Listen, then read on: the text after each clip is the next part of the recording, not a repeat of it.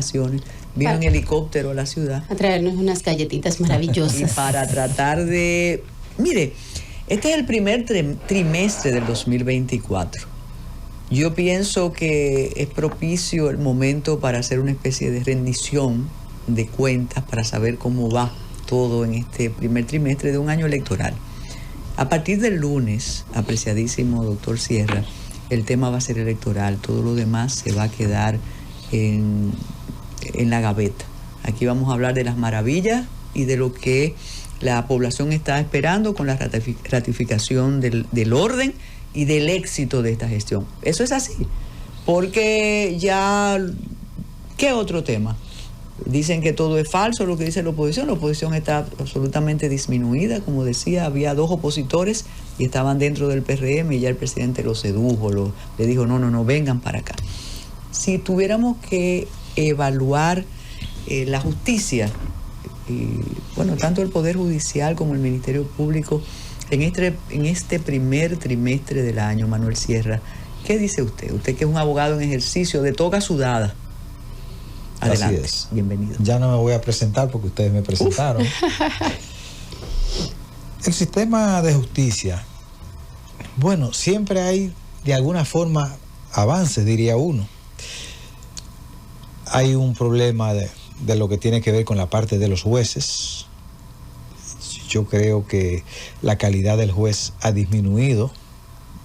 Yo, en mi humilde apreciación, entiendo, distinto a lo que pudiese apreciar la mayoría, de que la escuela de la judicatura ha sido un atraso para el sistema, que más que contribuir con un desarrollo fundamental y digamos, fuerte, lo que hemos tenido es unos niveles de atraso. Vamos a utilizar ese término. Pero usted está diciendo algo que es blasfemo en esta época. Bueno, el problema es que aquí todo el mundo quiere montarse en la carroza de los aplausos. Y poca gente quiere decir las cosas, la verdad. O por lo menos la que uno puede entender como verdad, ¿verdad? Porque es muy subjetiva, la verdad es muy subjetiva. Pero cuando uno hace contrastaciones de lo de ayer, y como yo vengo de la cosecha anterior, tengo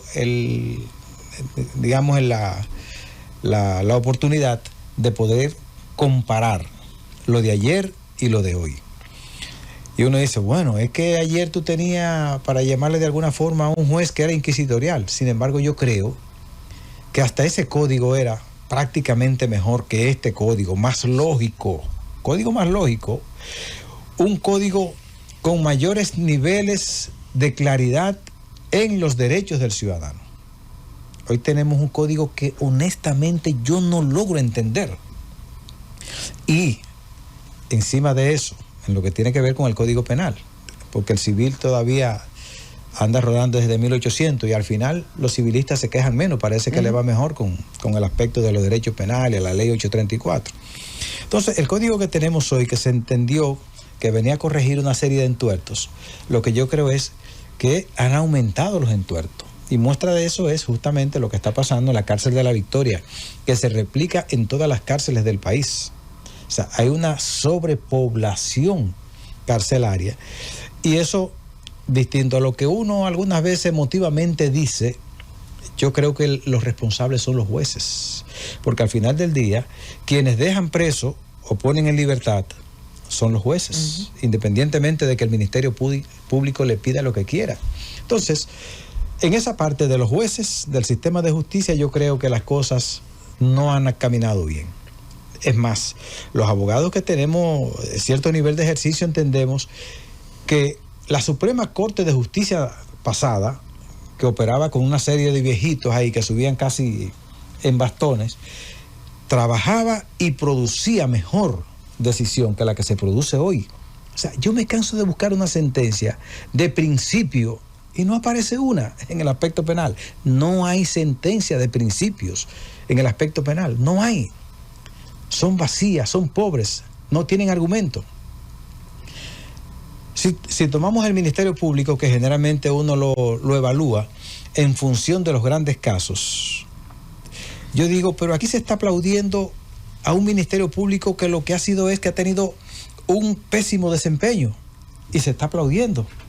Pero eso ¿Qué va ha a resultar perdido? odioso, eso que usted está Todo lo diciendo. que le No, está pero los diciendo. casos están Claro. ahí. Es que han perdido, por ejemplo, coge los casos grandes. Han perdido la mayoría de los casos grandes. El Ministerio Público, que se dice que la máxima estatura está en la Procuraduría General de la República o en ese edificio, ha perdido todos los casos grandes, o por lo menos el 80% de esos casos. Y yo me permito citar 3. Caso Bolo 13, Lotería Nacional, caso de Brest y el caso de la ONSA. Esos casos todos los perdió el Ministerio Público. Y los otros, que se jacta de decir que ha tenido logros, la mayoría son sobre la base de acuerdos que son una violación grosera. Lo que pasa es que los abogados no estamos leyendo. Los abogados no estamos buscando literatura comparada, porque nosotros tenemos un código procesal penal que lo adoptamos en el 2002, pero que es un código que aparece en Argentina en el 1950 y tanto, que entra por la provincia de Córdoba, que es un código que traen los argentinos a esa provincia del código Rocco italiano. Y luego, en los años, se ha ido distribuyendo para toda América Latina y se ha ido instaurando en cada uno de los países. Nos cambiaron el sistema con respaldo popular y comenzaron a decir que ya ese código no servía para nada, que eso era francés, que eso no servía para nada, y lo adoptamos. Y ahí estamos. Y ahora no tenemos uno que ni siquiera tiene origen, porque al final del día uno se pregunta, ¿cuál es el origen de este código? Y uno dice, bueno, es un producto del código tipo para América Latina, porque quizás vinieron los argentinos, entre ellos Zaffaroni, vino también este otro procesalista que ahora se me escapa el Eso nombre. fue un trabajo. Alberto Binder. Entonces ellos, con unas instituciones aquí que se llaman, se hacen representar a la sociedad civil, comenzaron a trabajar con ese código. Pero este código es un grave problema que los abogados que lo leemos no logramos entenderlo. Les decía que el Ministerio Público se jacta de decir que tiene una serie de triunfos y hoy, por ejemplo, la Procuradora General de la República dice que rompió el récord en América Latina prácticamente de ser el sistema que más condenas consiguió sobre la base de llegar a acuerdos. Señores, de llegar a acuerdos, gentes infelices que posiblemente no tiene un abogado para que lo defienda de manera adecuada. ¿Se oyó bien? Para que lo defienda de manera adecuada. Le cargan el trabajo a los defensores públicos, que un solo defensor en un día puede tener 20, 25 casos, y ustedes pueden pensar que se puede defender adecuadamente los derechos de un ciudadano con un defensor público que tiene audiencia, por ejemplo, en Santo Domingo, en el distrito, en todas las salas penales un mismo día. Puede defender honestamente, adecuado, de manera adecuada, los derechos fundamentales de un ciudadano. Entonces, eso que dice la procuradora hoy, que ha recibido el aplauso, porque aquí la gente vive haciendo aplauso para luego ir a pedir el favor, que es lo que pasa con la comunidad jurídica en este país, en su gran mayoría, y mientras más perfumados son, más favores piden. Mientras más perfumados son, más favores piden. Y ella dice hoy que tiene el récord de mayor cantidad de triunfos por acuerdo. Acuerdos que todos son nulos. Acuerdos que todos son nulos y que los abogados irresponsablemente no nos paramos a decirle, mire señor juez, ese acuerdo no cumple con lo que dice la propia norma que usted tiene en sus manos. Entonces, ¿por qué es un logro eso? Esos acuerdos que usted dice referencia ahorita del señor que era ministro de Palacio, que se lo llevó el río. A él lo pusieron en la mitad del río y también se lo llevó el río del populismo. A él se lo llevó el río del populismo. Y mire que lo porque él no trataron estaba en el muy tablero. bien. Lo trataron muy bien al principio con la exculpación Bueno, que hizo. a él lo han desacreditado y a su hijo lo han sacrificado. Su hijo hoy no puede buscar un papel de buena conducta. Su hijo no puede salir a buscar hoy un papel de buena conducta porque lo llevaron hasta ahí y en un acto de irresponsabilidad lo obligaron. La gente, porque no se detiene a ver a ese joven, ni al joven que habló antes que él, un muchacho que se llama Juan Asael Martínez. Dramático. Que dijo que él no admitía ese acuerdo, a pesar de que el Ministerio Público entendía que le estaba haciendo un favor en un acto de irresponsabilidad, porque el Ministerio Público se debe al principio de objetividad y a la protección y garantía de los derechos fundamentales de los ciudadanos. Y ese señor dijo: a mí me están extorsionando y me tienen aquí única y exclusivamente para que yo comprometa a otras personas. Y eso se ha replicado en la mayoría de esos juicios. Se ha replicado en la mayoría de esos juicios. Y el hijo del ministro habló 2 veces en lo que le dijeron. Refirió 2 temas. Y cuando el juez le preguntó si él estaba consciente de lo que estaba haciendo, el juez, que sabe que la norma no dice eso para esos acuerdos, él, en la segunda respuesta, duró segundos y lo pensó para decir si no había sido el fruto de una presión lo que había recibido para estar admitiendo unos hechos. Llama la atención el tiempo que esperó ese joven ejecutivo de la empresa familiar para admitir los cargos. ¿Por qué? Porque usted cree que fue una labor que se hizo durante todo ese tiempo para convencerlo. Bueno, ellos querían llevar el proceso como entierro de pobre. Se encontraron, en este caso distinto a los otros casos grandes, con algunos niveles de abogados responsables que le dijeron: no, vamos aquí a batir el cobre aquí, vamos a discutir esto técnicamente. Y ese proceso ha llegado hasta ahí y no está mucho más retrasado porque el juez, en un acto de complacencia vergonzosa frente a ese Ministerio Público, sacrificó la matrícula de los abogados y sacrificó a los propios imputados, luego de que una institución que se llama Participación Ciudadana, que contribuye con la obstrucción de la justicia cada vez que opina, y eso porque los abogados no quieren y no se detienen a leer, o nosotros los abogados no nos detenemos a leer para decirle hasta qué punto ellos tienen derecho, independientemente de que la libertad de expresión es el derecho que tiene toda institución o todo ciudadano, pero que tú tienes que tener un límite en esa libertad de expresión.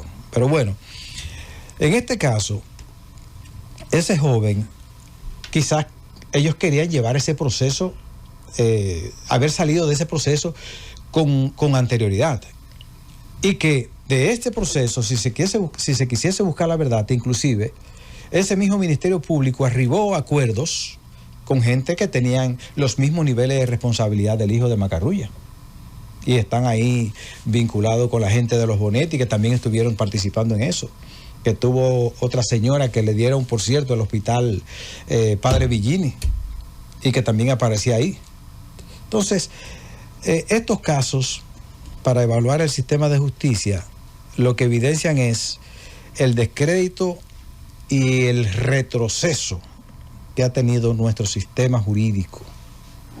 Por eso, ustedes se van a encontrar con situaciones como la de La Victoria, que en vez de estar buscando, como lo hicieron en Salcedo, que ahí hasta el presidente fue a una misa diciendo que había que buscar culpables de un pobre abuelo que por un asunto de descuido, de torpeza, encendió una cuestión de gas y hasta su propio nieto sufrió las consecuencias. Sin embargo, extrañísimamente, en el caso de La Victoria, que hay 15 muertos en principio, porque resulta que ahora hay una gran cantidad de gente que no aparece porque los distribuyeron para otras cárceles, que eso es muy subjetivo, porque esa distribución sin nombre puede resultar sospechosa, porque es posible que en la cárcel todavía estén asados como pollo mucha gente que en ese río revuelto no van a aparecer, y que posiblemente la familia los esté buscando todavía a los 2 años, pero como son gente pobre, porque ahí lo que hay son gente pobre. Esa cárcel que le dicen La Victoria es una cárcel que discrimina y humilla la dignidad de los seres humanos. Ahí nadie sabe. Dice el señor de los derechos humanos, Manuel María Mercedes, que son más de 50. Sí. Más de 50 personas. Entonces, esa distribución es sospechosa de ciudadanos sin tomarle los nombres. ¿No le llama la atención ese detalle a ustedes? ¿Por qué los están sacando de ahí?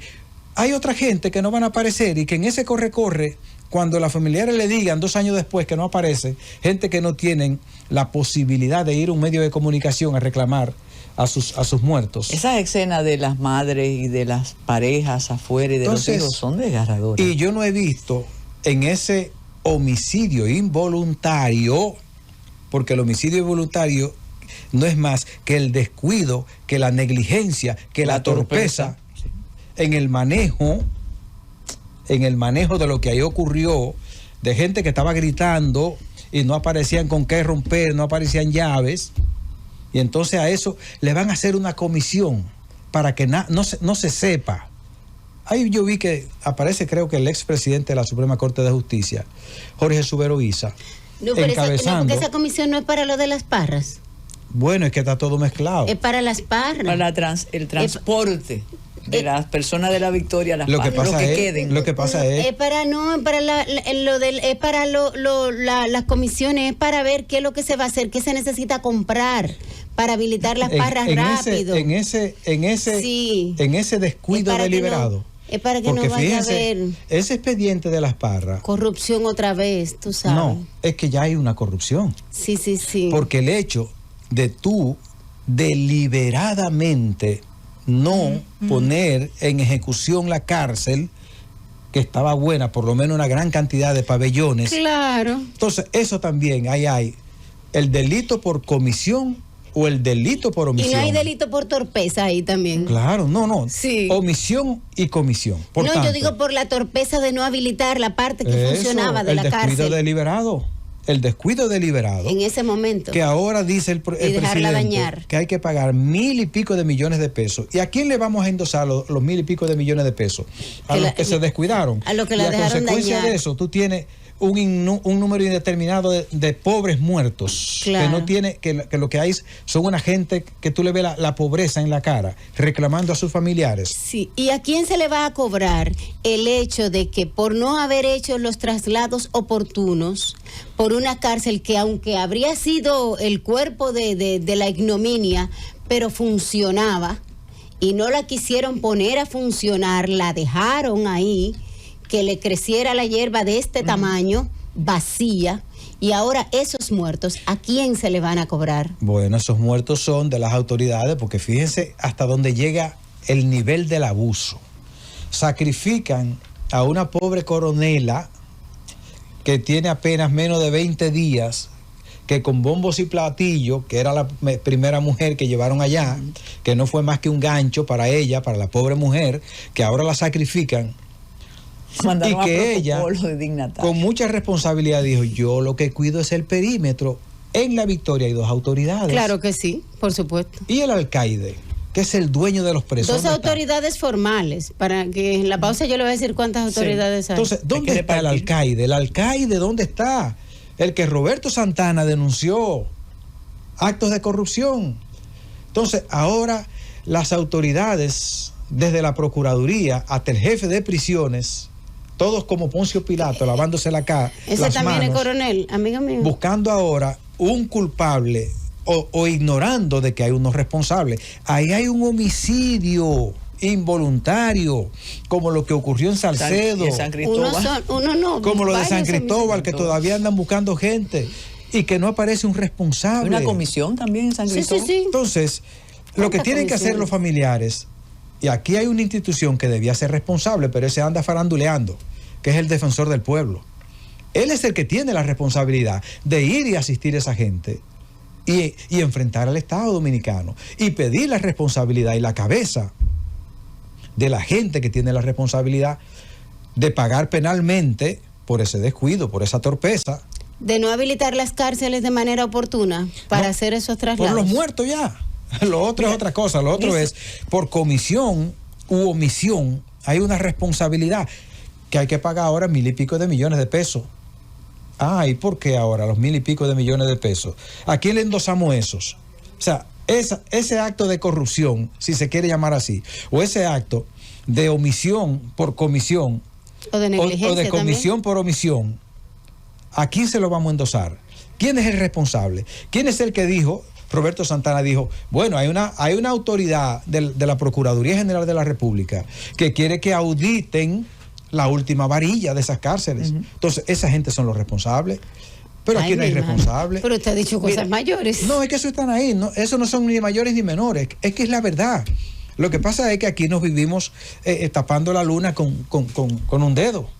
Mire, doctor Sierra, los piropos después, porque hay muchas personas... sí, pero... uno piensa que todo está dicho, pero parece que no. No, pero habrá gente que ahora no va a dormir. O sea, no, después de esta reflexión, porque habrá gente que pensará y va a decir, pero mira, pero posiblemente esta gente murió por mi decisión, por mi torpeza, por mi tosudez, bueno, sí, por mi testarudez. Pero mire, antes de la pausa... tienen esa conciencia. No, un solo segundo. Los familiares pueden accionar.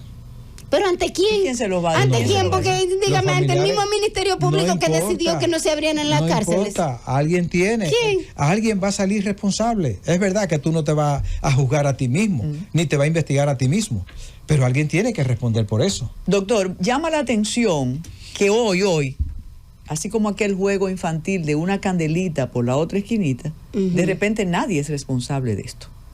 Y lo peor, cuando el informe del desastre carcelario publicado el 2022, que no lo hizo la oposición, lo hizo la Oficina de la Defensoría Pública, que aquí lo comentamos en extenso, nadie asumió aquello. Entonces es como... Ni caso lo hicieron. No le hicieron caso. Incluso prestantes, funcionarios de la sociedad civil que están ahí en la comisión ahora parten de cero. Entonces, ¿quién tiene la responsabilidad? Me llama la atención también cómo comenzaron a trasladar presos, porque estos no son internos, estos presos. Esos son presos. Entonces había espacio en otras cárceles. Y en tercer lugar, eso es muy importante, usted fue el primer abogado que comenzó a cuestionar las famosas delaciones privadas. Ese tema también los grupos mediáticos ya lo excluyeron, aunque convirtieron en héroes y heroínas a los soplones. Vamos a hacer la pausa que nos pide Francis y regresamos con el doctor Manuel Sierra.